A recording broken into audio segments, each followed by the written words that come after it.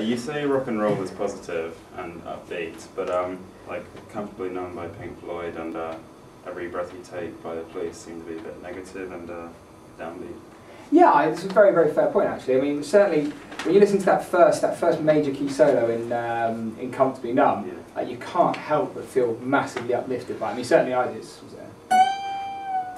Just that bend there, that first bend that he hits is beautiful, absolutely beautiful note. And the same with Every Breath You Take. Every Breath You Take actually is a major key, so it's an A.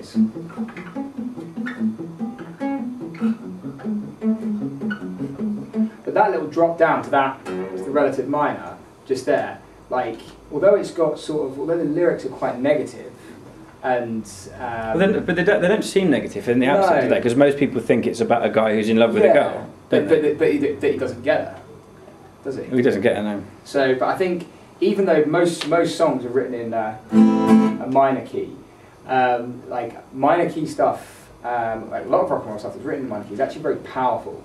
And although some things can be quite negative, they can be really uplifting. Like Layla, you know what Layla's about?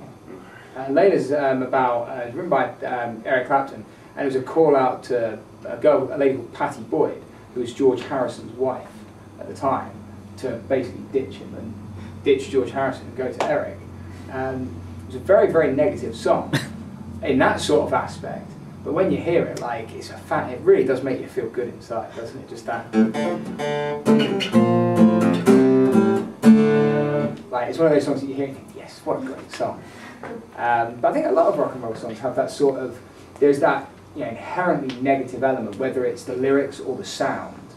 Like certainly a lot of heavier stuff, like, I'm trying to remember heavy metal bands now. God, like bands like Iron Maiden, Metallica. Not very good.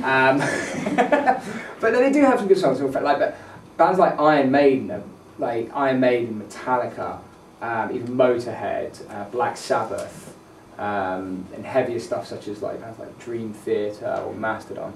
Their lyrics the lyrics and the sound, the overall pattern, the sound they give may sound inherently negative, but just because it sounds inherently negative, it makes, certainly when I listen to Iron Maiden, I feel great. I love listening to Iron Maiden. They're singing about zombies and corpses and all sorts of cheerful stuff. But I always feel good when I listen to them. So I think, again, it's all about what you take from the music you listen to, whether you take from it, like I always took from it musically. Like, lyrics were great, but they didn't, you were more lyrics based, weren't you? Yeah. The way that you thought, Mark and Nick thought much more in terms of lyrics, whereas I thought much more in terms of what the music and how it all sounded. How important do you think a good riff is for a rock and roll song? How important? So important.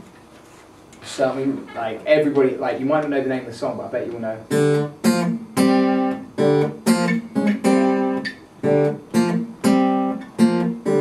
Yeah, you all know that?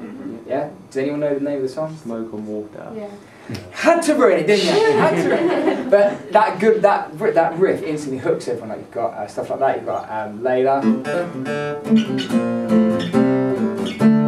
Again, that hooks everyone in straight away because it's so powerful.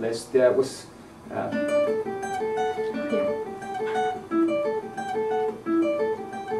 Sweet Child of Mine, which again, it's the same thing. You hear that first note that Slash hits, instantly you know what the song is. And if you've never heard it before, you're drawn into it because it's such a good riff.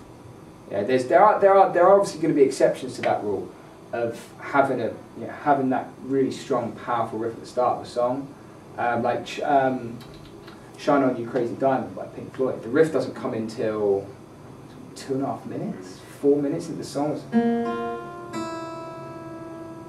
Then everyone knows that. Well, I hope.